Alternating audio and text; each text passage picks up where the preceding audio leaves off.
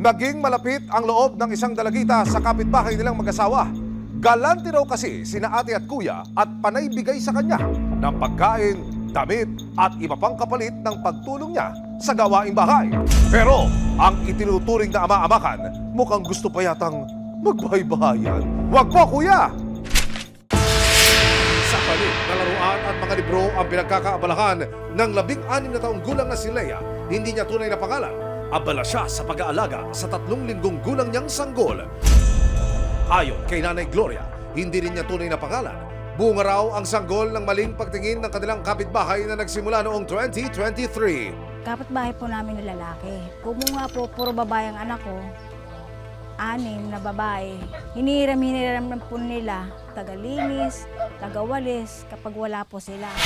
Nagulat na lamang daw si Nanay Gloria nang mapansin na ang nooy 15 taong gulang niyang anak na si Leia lagi na raw nakatambay sa kapitbahay nilang si alias Anthony. Nagulat din po ako at nandun na po yung anak ko. Inutusan na po nila yung anak ko, yung maglalaba, katulong sa bahay. Kasi po, nabibigyan din po sila ng baon sa school. Tinutuloy daw po nila na anak-anakan po yung anak ko. Pero nagsimula nang maglaro ang isip ni Nanay Gloria ng panay, "Your parcel has been delivered," na ang eksena sa kanilang bahay. Parang naanuhan ko po na lagi may yung anak ko, mga bigay-bigay na lalaki. Sabi po niya sa akin, ang pangarap doon ng anak ko, nabanggit sa kanya, nurse, pagkatapusin daw po niya. Hanggang sa August ng 2025, may napansin daw si Nanay Gloria kay Leia. Tapos nga po yun, nalaman ko, nakita ko pong dyan lang po ako. Parang iba na po yung itsura ng katawan niya. Ayaw ko pong mabuo sa isip ko na mali yung iniisip ko na buntis siya. Nang kumprontahin ng anak na kumpirma niyang nagdadalang tao nga si Leia. At 6 na buwan ng buntis. Yung po, na-confirm ko po na buntis. Tapos nasita ko po siya, nasabi ko, bakit mo ginawa sa amin yan?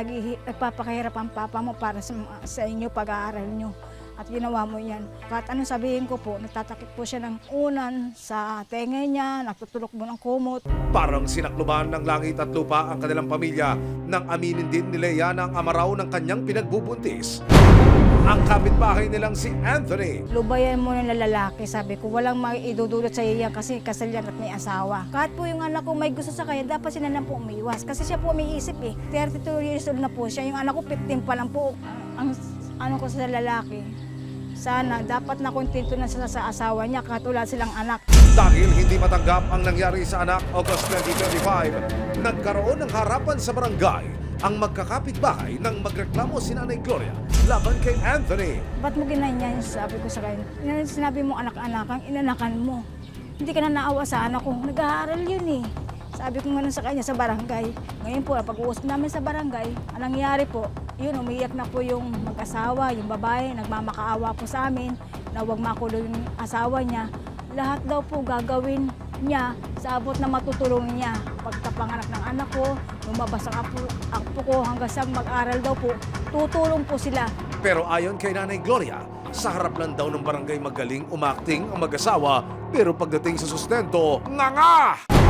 Nang tanungin ng resibo ang barangay tungkol sa kinalabasan ng kasunduan noon, ang say ni Cap, tinulungan naman daw nila sina Nanay Gloria na lumapit sa Municipal Social Welfare Office at sa PNP. Nagkasundo sila sa isang usapan na hindi na makikipagkitang muli itong batang babae para maayos at susustentuhan nitong lalaki, itong batang babae hanggang sa makapanganak.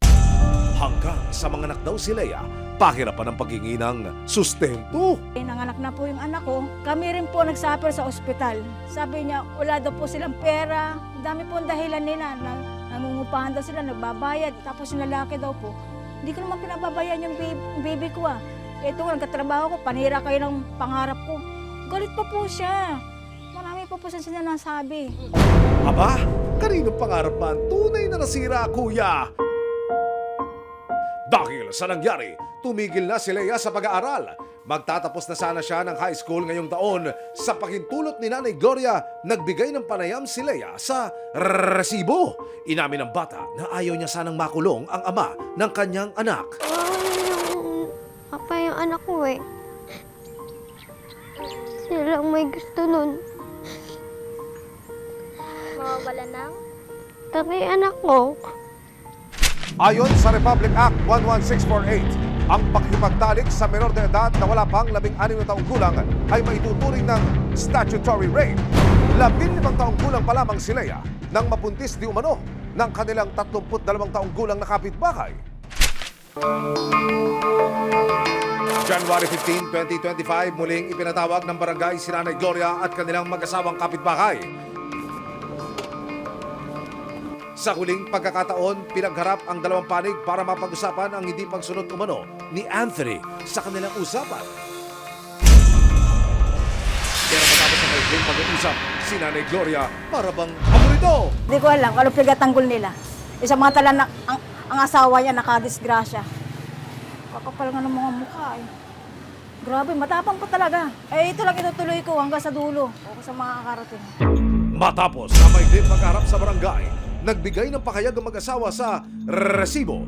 Pag-amin ng lalaki, nadala lamang daw siya ng tukso at alam naman daw niya ang sinasabi ng batas. Minsan kasi kami lang talagang dalawa sa bahay nung panahon na na nangyayari yun. Hindi ko naman po totally talagang ginusto eh. Kumbaga, aksidente lang talaga nangyayari yun. Nung panahon po na nangyayari yun, naisip ko naman po, kaso yan, wala nang magagawa, nangyayari na. Belta naman ang kanyang asawa, hindi man daw sila nakakapagbigay ng pera, sinisiguro daw niyang nakakapagbigay sila ng mga gamit na kailangan ng bata. Hindi po yung totoo. Meron po akong hawak na binigay ko yung 1.5. Lahat po ng pangangailangan. 1.2. Kahit nga po hindi pa kailangan ng bottle ng bata sa dede. Binibigay po namin laruan. Lahat po yun, meron po yun. Willing po ako maging pangalawang ina ng bata kasi matagal ko na pong gusto magkaroon ng sariling amin. Sobrang sakit. Sabi ko nga sa mga magulang ko, sa mga pamilya ko na asawa ko pa din yan, na ako pa din yung kailangan yan.